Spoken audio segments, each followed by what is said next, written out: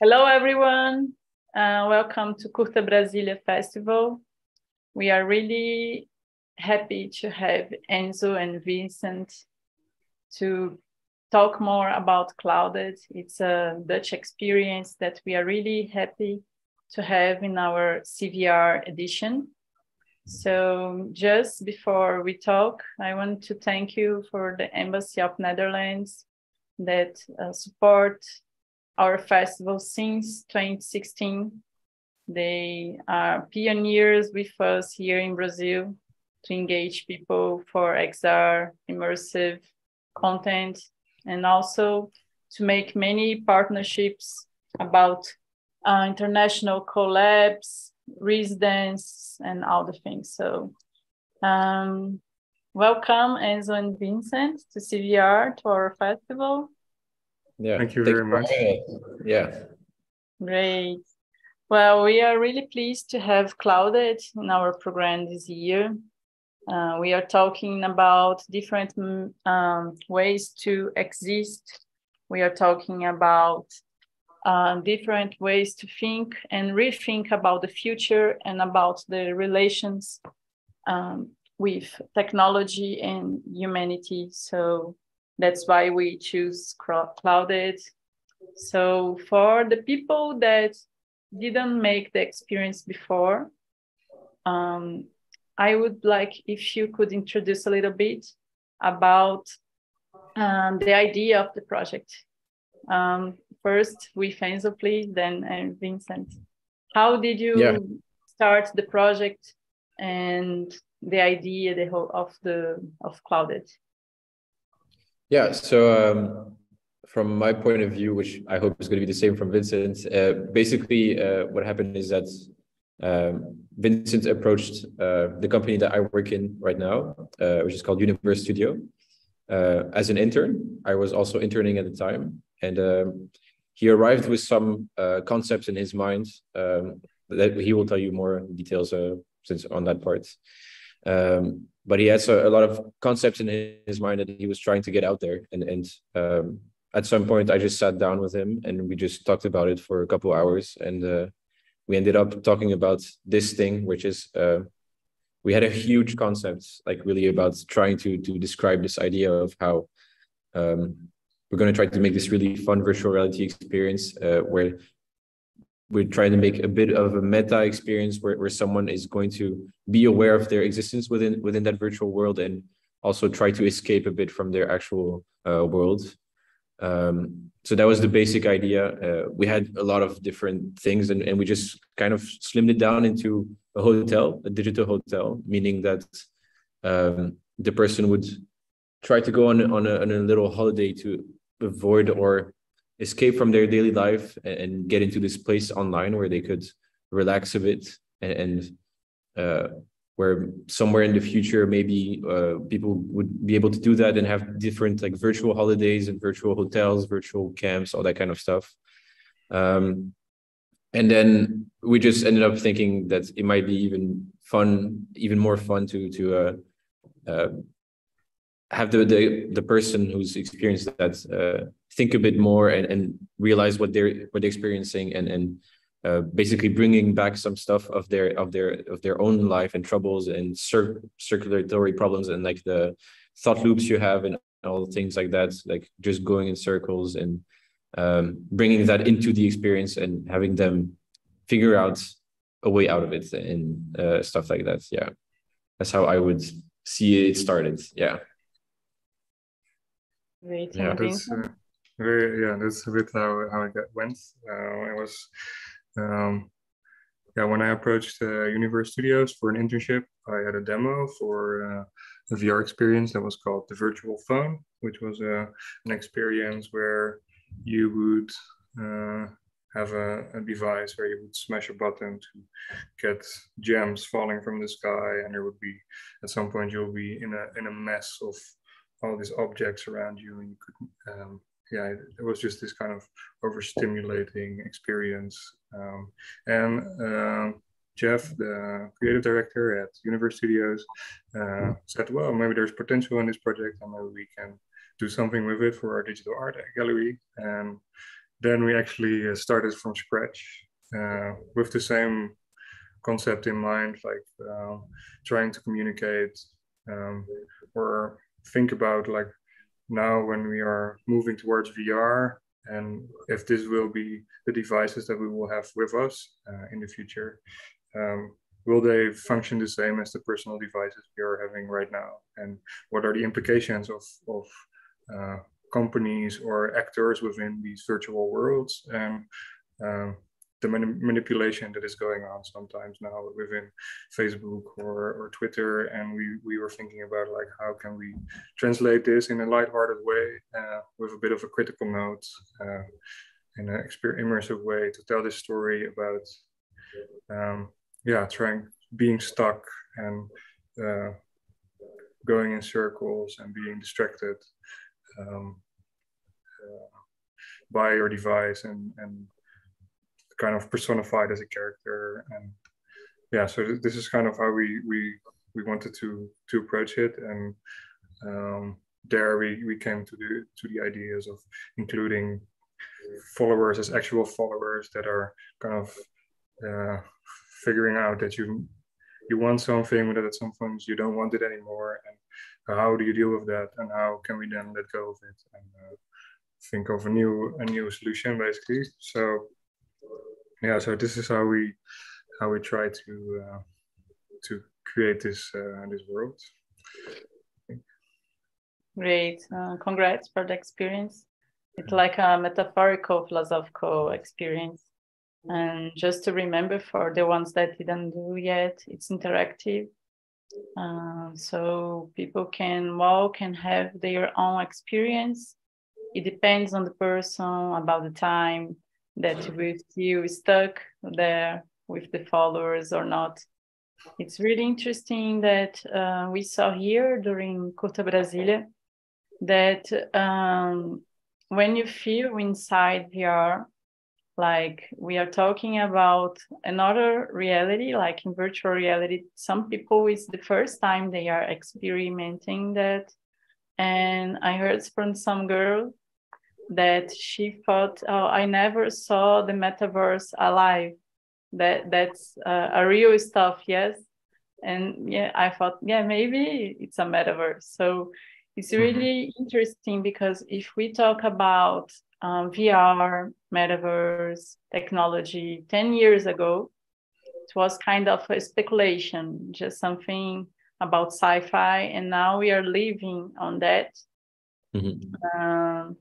And I wanted to hear from you, because here in Brazil, it's kind of different about the conditions for people to have VR headsets, mobile, I think all over the world, someone needs that. The kids, the teenagers, more than water, they just remember to start their days looking for mobile. So what do you think about this reality to creating VR, and how do you think we can make it more democratic?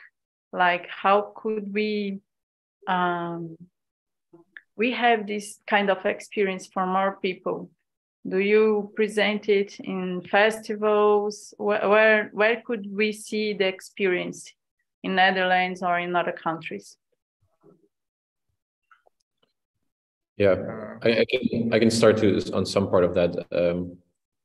I think in the Netherlands, I would say that the VR scene has been a bit more prominent. It is very present here, and there are a lot of interesting studies and programs at universities, like what Vincent did. He worked in interactive media. They allow a lot of exploration with those kind of tools, like such as VR, which is very nice. And I have noticed also that there are quite some festivals here that do accept a lot of VR installations and VR works. We are applying for a few of those, and we're trying to get it out there as well. But so for now, we've been present in Rotterdam at the Immersive Tech Week. We were also in our own little festival that we organized called RGBXYZ. We also presented it at night, which is a really big yearly night in Amsterdam every year, where you just open like agency and production studio. You open the doors to the public so that people can just come in and experience things. It seems like there are a lot of opportunities for VR and a lot of different cases and different uses for it. I think the sort that we've used, which is more the interactive game type art experience, I haven't seen that many. I know quite some studios that do it, but I think I know most of them and almost all of them in the Netherlands. I don't think there are more than I know, at least. Yeah. What do you think, Vincent? I'm not sure if I remember all the layers of the question, but we also published Clouded VR on Steam for free, so for anyone to play who has a sufficient computer system. But I think it's always a bit problematic with the technology, that it's expensive and that it's therefore not accessible to everyone, and that it might still be problematic, but it seems like tech is getting cheaper and more accessible through that. Unfortunately, also due to big tech companies that own all these devices. For example, now I am working as a teacher at our art academy in Rotterdam, and here in Rotterdam we have quite some things going on around immersive media. There's a lab from the municipality that focuses on immersive media. There's a lab from the Hogeschool Rotterdam. There's a lab from the university, and in the art school we also have a lab where we have access to almost 40 VR headsets that people can rent out or ask for, where we do workshops in, both in the creation but also in the publication of new VR experiences. And especially for us in the interaction station, in the Koning Academy, we do always try to keep in mind that that people need to be critical about this new media that we are using, and trying to enforce this into the design process. Does that answer your question, or is there something I can? Yeah. I believe I could also mention that I think it is not easy, but it is possible, and I have seen a lot of cases of people getting funds for VR projects here as well from the government as well. There are a lot of art funds and to support projects like those, and I think in the past 10 years there have been a lot of cases of people actually managing to get those funds for VR projects, and some people who have managed to go on to like the International Documentary Festival, and they have like a experimental area, so it is possible to get support for it here as well, I would say. Yeah, definitely. Yeah, definitely. There's more and more film festivals that are also expanding to XR, and especially now during the. For me, this is completely new. I'm now at the Immersive Tech Week in Rotterdam, somewhere backstage, and for me, it has been quite interesting to see, and what a lively community there is actually. And of course, for me, this is the first time that I meet so many people that are into VR and into XR. But it seems it's quite a big event, and there's a lot of people coming here from all over Europe to do business around the XR. Wonderful. With Immersive Tech, it's VR days. Yes. Yes, great. We went there for 3 years with a Brazilian delegation, and we also made this co-creation in VR with them, Nice. Tyler Harriman and other people. And it was really interesting that we could really exchange knowledge during this period, have fun together, because I think we must have to like it to use like this new narrative.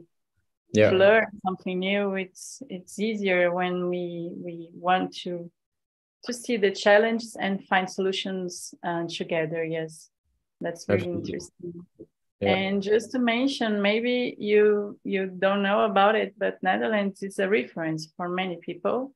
as one of the places, not only in Europe, but in another continents too, we can say. Do you have an idea about it? Like, what are the challenges for developers to continue more in XR, and the good points of that? Vincent said something really great that we don't have here yet in Brazil, that's the support of the universities. Yes, yeah. To develop about the narrative, to know how to film, about the script, about these things.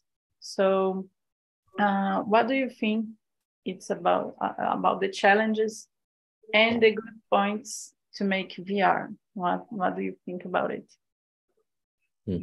Challenges in the technical level, or on in the technical level, yes, maybe for people that don't know how to start. Yes. So for on a technical level, yeah, you need to start with having equipment to test and try your project.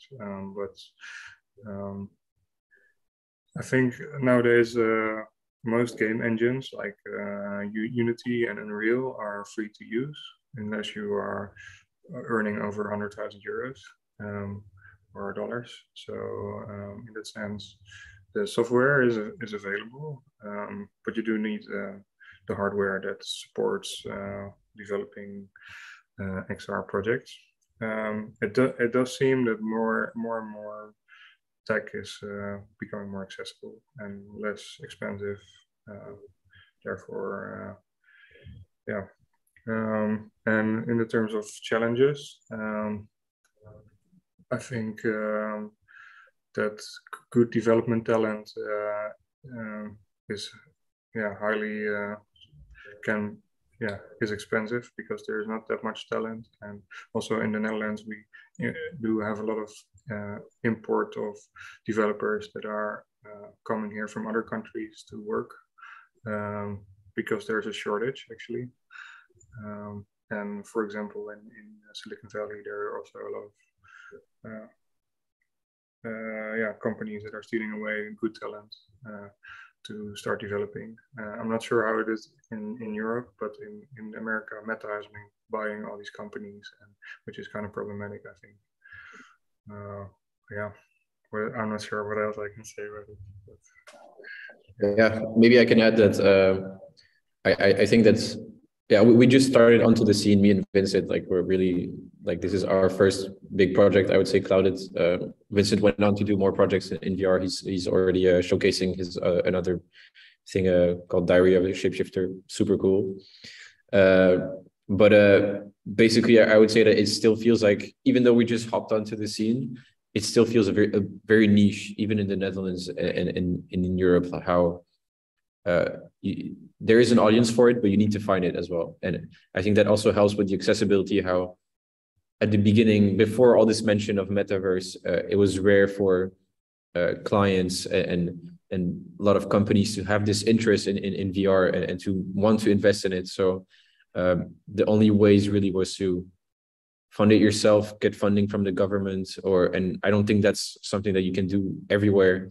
And we're quite lucky with our situation where we had a small studio that supported the small internship project, but also in the Netherlands, we're quite lucky with art funding, I would say as well. Yeah. And about Clouded, what were some impressions of the audience that you heard from that thought it was interesting? Like, do you remember some people that say something, or what was your expectations and the reactions of the audience? For me, this week has been quite interesting. At the Immersive Tech Week, we've been presenting Clouded, so at VR Days, and now we have an audience that is way more knowledgeable about how to navigate and control the VR experience. So I think more people are positive now because have less clutter in mind with having to understand the controls and having to, because a first VR experience can be quite intense and quite overwhelming and overstimulating, and then also having to do chores and having to complete a certain task and following a narrative is all a bit too much for someone to comprehend. So for me, this was quite interesting to see that there's now within this community of people that are more knowledgeable and tried a bit more, that it was, that they really enjoyed the experience, that it was nice. And and especially people who figure it out by themselves, they feel very satisfied because the experience builds up to be more and more annoying and almost a bit frustrating, and for some people even nauseating. So the release to be to actually release the device and release yourself into dolphin sunset, it's it can be quite quite freeing for people. So the actual struggle you're experiencing, and then you can actually let go of it. And I think in that sense, we had some really nice reactions, and we also had reactions of people that didn't understand anything of it because they didn't manage to come beyond the first level. So and there we learned from as well, because we already did some demos before on RGBXYZ, and then we improved and try to make it more clear, so that people are, so that it becomes more accessible as well. Yeah. I would say as well, on the lower experienced people, we had some very interesting reactions of people giving up really early, which was very frustrating, or people not paying attention to the right stuff in the experience and complaining about it as soon as they come out. And it's like almost confirming our points in the criticism we were making with the game. Some people were coming out and saying stuff. It's like, yeah, exactly. Like, you're not focusing on the right thing. You're not. It was really funny hearing people say those words and not realizing what they were saying at the same time. Also, we had some experiences where maybe people were coming out of it, they finished it and they were like, oh, that's it, it's already done. I was expecting way more. Or it's like, so that was nice to hear as well, because maybe it meant that they wanted more out of it as well, which is super cool. And that it felt only like a beginning to them, but to us it was already a lot. So we had a lot of different mixed reviews, mixed opinions on it. It's been a really fun. Also, just watching people play it and try it, the expressions on their face, whether it's anxiety or laughing or being so uncomfortable, just seeing them go through that is, I think, one of the most fun experiences as a creator, I would say. Yeah, definitely. And congrats. Well, sorry. Yeah. Well, just to congrats, because it's really a sensorial experience that we can feel all this stuff, these feelings, like not feeling comfortable and being in an area to relax. Then all these sensations is really different from another VR experience that you are just looking for the place. So it's for many people that saw it for the first time in VR, I think that they just get the whole idea of immersive stuff.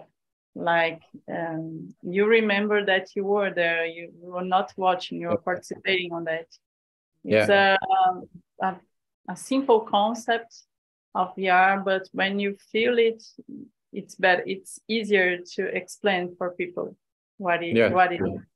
Yeah, thank you. Yeah, for sure. Yeah, it's cliche, but you should definitely try it. And not like we can talk about it what we want, but it's about your experience in the end. So. Yeah.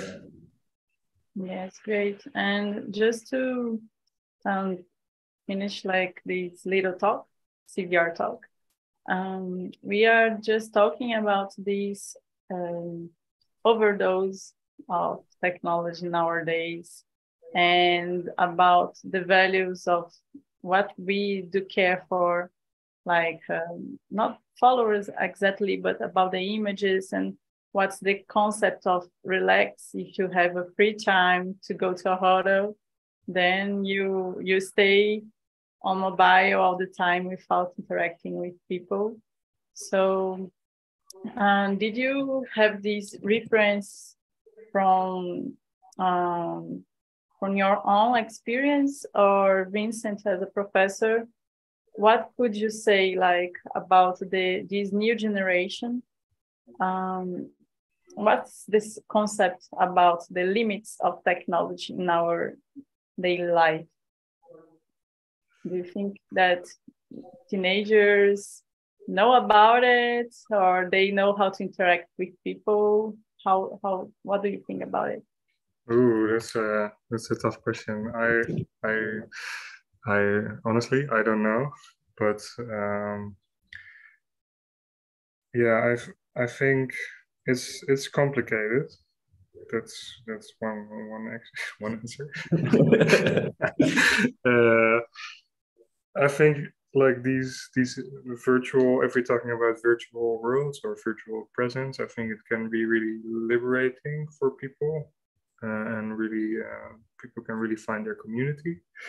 But as soon as you don't feel part of it, it can also be really excluding, I think, and also in the sense of that we are living a bit more past each other and in our own separate worlds. I think that is a bit problematic. And I don't know, for teenagers, I don't talk to teenagers so much, because I'm more in an art school, and this is also a bit of a bubble, I have to say. In art school, people think differently about things, so sometimes when I step out, it's a bit different. So I'm sorry, I don't really know how to answer your question. Maybe I do think that at least for me, like keeping up with presence, like online presence, virtual presence, all that kind of stuff has been a personal struggle of mine, at least. I think Vincent as well. We've talked about it quite extensively. And to me, I think like experiences like these, like working on Clouded, has helped me reflect a bit on quite some stuff that I was already thinking, but just putting it in front of my face, that a lot of people disagree with as well. But like taking a break from all that virtual world sometimes, and like disconnecting, or reconnecting with yourself and disconnecting with the online world for a bit, like how helpful that can be, like to bring a bigger vision on your own life. Like personally, I've been on holidays where I've decided to really disconnect, not use my phone. Like I went to a farm for 3 weeks somewhere in South America, or I went to the Canary Islands for surfing just recently, like just completely taking off the online world.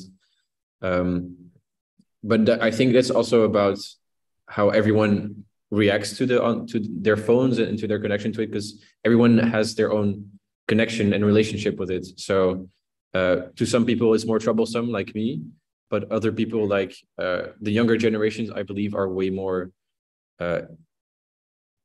able to manage that, and they almost know only that. So I don't think it's that big of a struggle for them, and we are still, of the younger generations, me and Vincent, like we're not that far out, but and I don't know that much more other than being connected with the phone, like since I was like around 15 or something. I've been on that kind of journey for a really long time. But yeah, I would say it's also about person to person, how they react to it. It's not it's hard to say it as a general world. I know some colleagues and other people that have worked on this project, or even people coming out of the experience who have tried it, who have talked about it and said, yeah, how do you just criticize phones like that so generally? Like, they are so helpful, which they are, and they can bring new experiences and opportunities like these, for example, like the meeting we're doing right now, which is thanks to online. We haven't even met in person. So yeah, it's very it's very complex, and it's too layered to give a straight answer, I guess. Yes. The debate went deeply about the subject, but just to remember, in our position as a festival, we want to offer all the experience. It depends on the day, it depends on the relation you have with the things at the time. So it's really great to have cloud as an experience to reflect somehow and to have fun at the same time. I think that we can have both at the same time. Yes. Exactly. Yeah. That's very nice to hear. So do you want to share something about new projects or something you want to talk to people here at the festival in Brazil? Well, thank you very much for inviting us. It's really been a pleasure, and really excited to see also Portuguese inside the app. And I really hope that you have a lot of fun or stress or whatever you experience. Hopefully fun in the end. And and nice festival. Yeah, I would like to thank all of our collaborators, especially ANTFOOD actually. They have a base in Sao Paulo, and one of their creators, Pedro Botsaris, I think his full name is Brazilian, and he was one of the main creators for the audio for the game. So really big thanks to him and his team at ANTFOOD, and every other collaborator, which we could not have done like this without, especially Universe. And a big thanks to Victorine as well for helping us connect. That was very nice. So thank you so much. Thank you for the CVR team too. And welcome to Curta Brasília, virtually, and welcome anytime. Thank you so much. Thank you so much. We hope to be there sometime in the coming years. That would be awesome. Next year, yes, next edition. Thank you.